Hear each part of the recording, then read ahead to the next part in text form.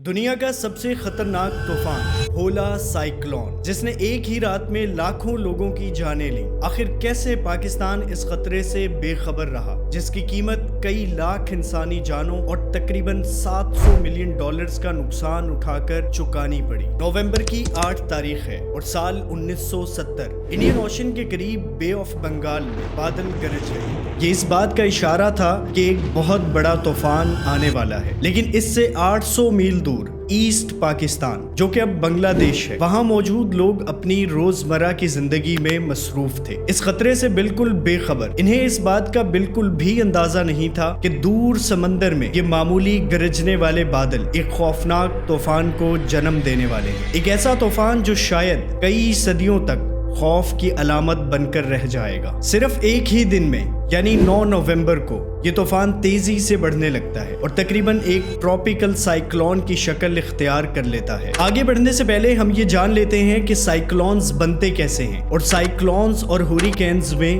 فرق کیا ہے۔ سمندر کا جو پانی ہے، اس کا ٹیمپریچر جب 26.5 سیلسیس سے بڑھ جاتا ہے تو ہوا گرم ہو کر اوپر کی طرف جانا شروع کر دیتی ہے۔ اس کی وجہ سے نیچے سپیس بن جاتی ہے۔ اب اس سپیس کو بھرنے کے لیے ارد گرد سے ٹھنڈی ہوائیں تیزی سے وہاں آنا شروع ہو جاتی ہیں۔ یہ پروسیس بہت جلدی ریپیٹ ہوتا ہے، جس کی وجہ سے یہ ہوا گول گول گھومنا شروع ہو جاتی ہے اور ایک ٹراپیکل سائیکلون میں بدل جاتی ہے۔ بیسیکلی ان کو 3 ٹائپس میں ڈیوائیڈ کیا جاتا ہے: ٹراپیکل سائیکلون، سوئر سائیکلون اور تیسرے نمبر پہ سپر سائیکلون۔ اگر ہوا کی رفتار 119 کلومیٹر فی گھنٹہ سے کم ہے تو یہ ٹراپیکل سائیکلون ہے، جبکہ سوئر سائیکلون میں ہوا کی رفتار 120 سے 193 کلومیٹر فی گھنٹہ ہوتی ہے، اور اگر یہ اس سے زیادہ انکریز کرتی ہے تو پھر بنتا ہے سپر سائیکلون، جو کہ بہت خطرناک ہو سکتا ہے۔ سائیکلونز، ہوریکینز اور ٹائفونز تقریباً ایک جیسے ہوتے ہیں، لیکن ان میں صرف ایک فرق ہوتا ہے: ہوا کی ڈائریکشن۔ سائیکلونز میں ہوا کلاک وائز گھومتی ہے، جبکہ ہوریکینز میں اور ٹائفونز میں ہوا کی ڈائریکشن اینٹی کلاک وائز ہوتی ہے۔ اٹلانٹک اوشن اور نارتھ ایسٹ پیسیفک میں ہوریکینز بنتے ہیں، جبکہ نارتھ ویسٹ پیسیفک میں یہ ٹائفونز ہوتے ہیں۔ اس کے علاوہ ساؤتھ پیسیفک اور انڈین اوشن میں اس کو سائیکلونز کہا جاتا ہے۔ کچھ اس طرح کا سائیکلون بن رہا تھا انڈین اوشن میں، بے آف بنگال کے بالکل اوپر۔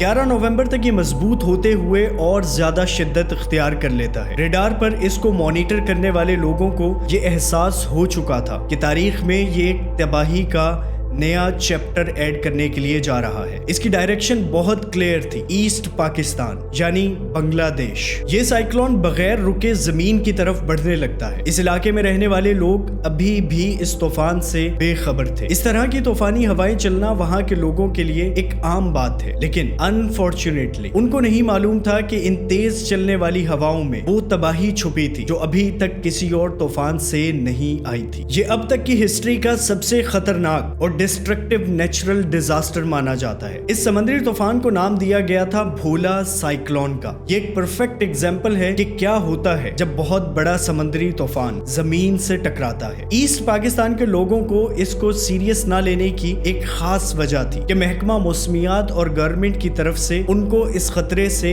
آگاہ نہیں کیا گیا تھا۔ نہ تو ایمرجنسی الارمز بجائے گئے اور نہ ہی ایویکویشن کروائی گئی۔ سچ تو یہ ہے کہ گورنمنٹ کو خود بھی نہیں معلوم تھا کہ اتنا بڑا خطرہ ان کی طرف تیزی سے بڑھ رہا ہے۔ 1970 میں ایسٹ پاکستان کے پاس کوئی ایمرجنسی سسٹم موجود نہیں تھا جو اس طرح کی ایمرجنسی کو کاؤنٹر کرنے کے لیے کام آتا، جیسے کہ ریڈار، سائرن یا وہ ایکوپمنٹس جو لوگوں کو خطرے کے بارے میں خبر دینے کے لیے استعمال کیے جا سکتے۔ اس کے ساتھ ساتھ طوفان کے بعد جو ایمرجنسی سچویشن کریٹ ہوتی ہے، اس کو بھی سنبھالنے کا کوئی خاص نظام موجود نہیں تھا۔ لیکن یہاں پر انٹرسٹنگ فیکٹ یہ ہے کہ پاکستان کے ہمسایہ ملک انڈیا کے پاس بہت اچھا ویدر سسٹم موجود تھا۔ جب یہ طوفان اپنی انیشیل سٹیج میں تھا، انڈین ویدر سسٹم اس کو ڈیٹیکٹ کر لیتا ہے اور انڈین آفیشلز اس کو کنٹینیوسلی فالو کرنے لگتے ہیں۔ اس سے صاف ظاہر ہوتا ہے کہ انڈیا کو پہلے سے ہی معلوم تھا کہ یہ خطرناک طوفان ایسٹ پاکستان کی طرف بڑھ رہا ہے، لیکن پاکستان کو اس کے بارے میں کوئی انفارمیشن نہیں دی جاتی۔ اس کی مین ریزن تھی پولیٹیکل ٹینشن۔ پاکستان اور انڈیا کے درمیان اس وقت تک 2 جنگیں ہو چکی تھیں اور دونوں ملکوں کے تعلقات کچھ زیادہ اچھے نہیں تھے، جس کی وجہ سے انڈیا پاکستان کو اس خطرے کے بارے میں کوئی الرٹ نہیں بھیجتا۔ ان سب چیزوں کے باوجود ایک اور چیز تھی جس نے اس خطرناک طوفان کی طاقت کو 2 گنا زیادہ کر دیا تھا۔ رات کے تاریک آسمان میں چمکتا ہوا ایک پورا چاند۔ سوال یہ ہے کہ چاند کا اس طوفان سے کیا تعلق اور کیسے یہ اس طوفان کو مزید خطرناک بنا سکتا ہے؟ اس کا جواب ہے ہائی ٹائیڈز۔ جب فل مون ہوتا ہے تو گریویٹیشنل پل کی وجہ سے سطح سمندر اوپر اٹھ جاتی ہے۔ سادہ لفظوں میں بات کریں تو زمین کی طرح چاند میں بھی گریوٹی ہوتی ہے۔ اب پانی چونکہ ایزیلی موویبل ہے تو یہ سمندر کے پانی پر زیادہ اثر انداز ہوتی ہے، جس سے تقریباً 20% تک سمندر کی سطح بلند ہو سکتی ہے اور پانی کناروں سے بہت آگے آنے لگتا ہے۔ یہی ایک ایڈیشنل ڈسٹرکٹیو بینیفٹ ملنے والا تھا اس بھولا سائیکلون کو۔ ایک طرف فل مون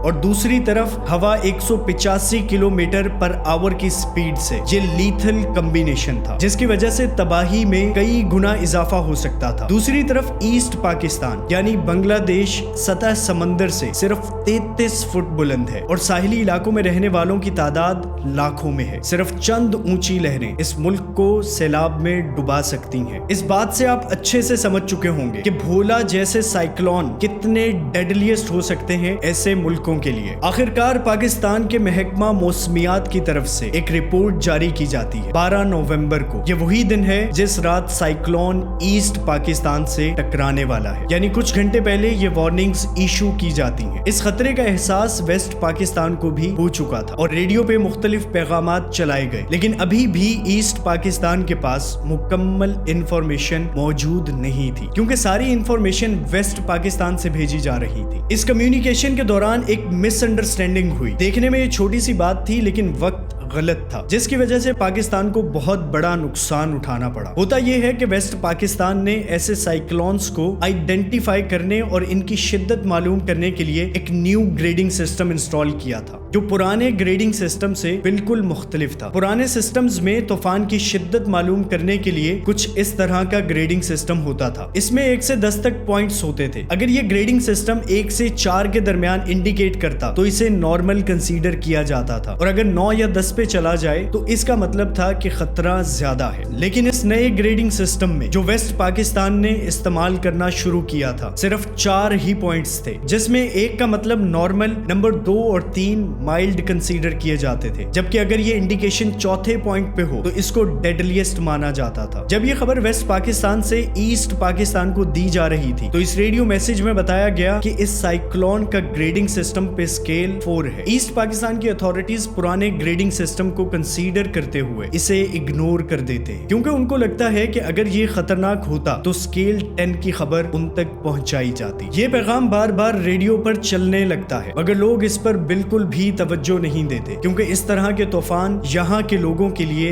ایک عام بات تھی، مگر کسی کو بھی اس بات کی خبر نہیں تھی کہ اب سے چند گھنٹے بعد ان کے ساتھ کیا ہونے والا ہے۔ اس سے پہلے آنے والے طوفانوں میں بھی کئی ہزار لوگ اپنی جان سے ہاتھ دھو بیٹھے تھے۔ یہی وجہ ہے کہ ان آفات سے بچنے کے لیے جدید قسم کے سسٹمز انسٹال کیے جا رہے تھے جو کہ ویسٹ پاکستان میں تو فنکشنل ہو چکے تھے لیکن ایسٹ پاکستان میں پولیٹیکل انسٹیبلٹی کی وجہ سے پینڈنگ تھے۔ اب آتی ہے 12 نومبر 1970 کی شام۔ یہ سائیکلون ایسٹ پاکستان کی کوسٹ لائن سے ٹکراتا ہے۔ ہوا کی سپیڈ اب تقریباً 240 کلومیٹر پر آور ہے اور اس سائیکلون کی ہائٹ 33 فٹ تک پہنچ چکی ہے۔ کوسٹ لائن سے ٹکراتے ہی تباہی کا ایک نیا سلسلہ شروع ہو جاتا ہے۔ آس پاس کے سارے گھر پانی میں ڈوب جاتے ہیں۔ لوگ جان بچانے کے لیے گھر کی چھتوں پر چڑھنے لگتے ہیں۔ ان لوگوں کے لیے یہ ایک ان ایکسپیکٹڈ ڈیزاسٹر تھا۔ اس کے علاوہ بھی ایک اور بڑا مسئلہ تھا۔ یہاں موجود تقریباً 90% گھر صرف 10 سے 15 فٹ ہی اونچے تھے جبکہ پانی کا لیول 33 فٹ تک جا چکا تھا۔ لوگ اپنے گھروں کی چھتوں پر تو چڑھ گئے مگر پھر بھی پانی سے نہ بچ سکے اور کچھ ہی منٹس میں وہ اپنے گھروں سمیت پانی میں بہہ جاتے ہیں۔ صرف چند ہی گھر ایسے تھے جن کی 2 یا 3 منزلیں تھیں۔ ایسا ہی ایک گھر موجود تھا مون پورہ میں۔ یہ اس علاقے میں موجود کافی سارے جزیروں میں سے ایک جزیرہ ہے۔ یہاں ایک شخص ہے جس کا نام ہے ہائی اور یہ اپنی فیملی کو بچانے کی کوشش کر رہا ہے۔ سیلاب کی سپیڈ اور بلندی ہر آنے والے منٹس کے ساتھ انکریز کرتی جا رہی ہے لیکن اس شخص کے پاس ابھی بھی امید باقی تھی کیونکہ اس کا گھر ان چند گھروں میں سے ایک تھا جن کی 2 منزلیں تھیں اور وہ کافی مضبوط بنے ہوئے تھے۔ یہ علاقہ کسی بھی صورت میں 20 फुट बुलंद सैलाब के लिए भी तैयार नहीं था, मगर यहाँ तो सैलाब का लेवल 33 फुट तक बुलंद हो चुका था और हर आने वाले मिनट्स में मजीद खौफनाक सूरत हाल इख्तियार कर रहा था। भाई अपनी फैमिली के साथ अब घर की दूसरी मंजिल पर आ चुका है। इसके साथ इसका भाई, इसके माँ बाप और दादी मौजूद हैं। यहाँ पर हवा 250 किलोमीटर पर आवर की स्पीड से भी ज्यादा है। इनका यहाँ पर बगैर सहारे के खड़े रहना भी बहुत मुश्किल था और ये सब लोग ऊपर आते हुए पानी को बड़ी आसानी से देख सकते थे। कुछ ही देर में इनको ये रियलाइज हो जाता है कि वो मौत से चंद मिनट की दूरी पर है। इतने में हाई को एक नारियल का दरख्त नजर आता है जो उनके घर की दीवार से सिर्फ 2 फुट के फासले पर है। इस तक छलांग लगाना तकरीबन घर के हर फर्द के लिए मुमकिन था, लेकिन फिर भी इतनी तेज हवा में ये किसी हद तक खतरनाक जरूर था।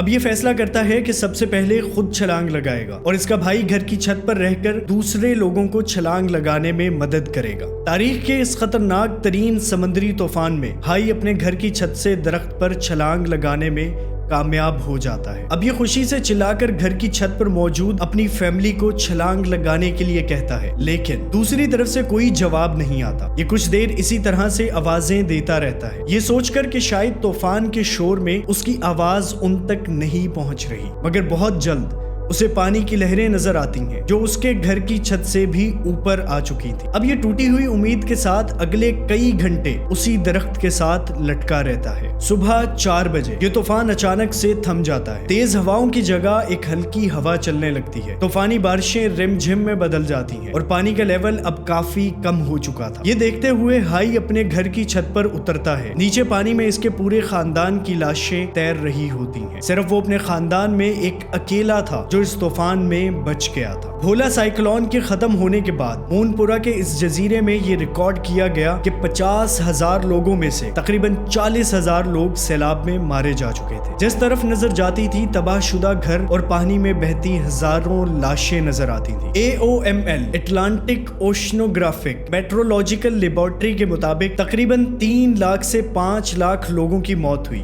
इस भोला साइक्लोन के दौरान और $86 मिलियन का नुकसान हुआ। 1970 के $86 मिलियन को अगर कंपेयर किया जाए अब की करेंसी वैल्यू से तो ये $701 मिलियन के पास बनते हैं। 1970 से पहले और इसके बाद से लेकर अब तक कोई भी ऐसा साइक्लोन नहीं आया जिसमें मरने वाले लोगों की तादाद भोला साइक्लोन से ज्यादा हो। ये तारीख का वाहिद ऐसा साइक्लोन है जो इस कदर खौफनाक था। इंडिया और पाकिस्तान के दरमियान पॉलिटिकल टेंशंस थी, फिर भी अगर इंडिया पाकिस्तान को पहले से इन्फॉर्म कर देता तो इससे काफी सारी इंसानी जानें बचाई जा सकती थी, लेकिन इंडिया ने पाकिस्तान को इस खतरे के बारे में इंफॉर्मेशन नहीं दी। आपको क्या लगता है, क्या ये सही था या गलत? नीचे कमेंट्स में जरूर शेयर कीजिएगा। अगर आप मजीद ऐसी इंटरेस्टिंग वीडियोस देखना चाहते हैं तो मेरे चैनल पर जाकर देख सकते हैं। अपना ख्याल रखिएगा। अल्लाह हाफिज।